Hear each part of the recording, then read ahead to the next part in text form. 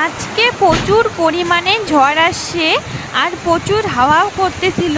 তো এই আম গাছটা অনেক ফল ধরছে, প্রায় এর ডালগুলো ভেঙে পড়ছে। গাছটা অনেক পুরানো হয়ে গেছিলো, তাই ডালগুলো অনেক নরম হয়ে গেছিলো আর অনেকগুলো ফল ধরছে, তাই এইরকম করে ভেঙে ভেঙে পড়ছে।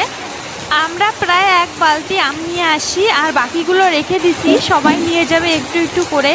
তো এগুলা দেখি এখন কি করা যায়। দেখো কতগুলো আম, একদম এক বালতি ভর্তি আম নিয়ে আসছি। ঝরে পড়া আমগুলো নষ্ট তো করা যাবে না, অনেক আম।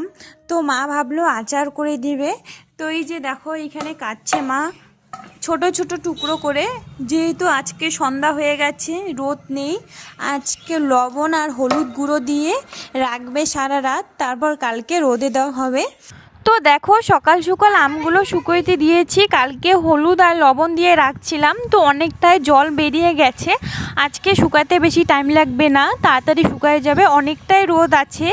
তারপর আমার ছাদের ফুল গাছগুলো একটু দেখছি, দেখো কত সুন্দর সুন্দর অনেক কালারের ফুল হয়েছে, দেখে মনটা একদম শান্তি হয়ে যায়। এগুলো ফুল আমার অনেক ভালো লাগে। তোমাদের কেমন?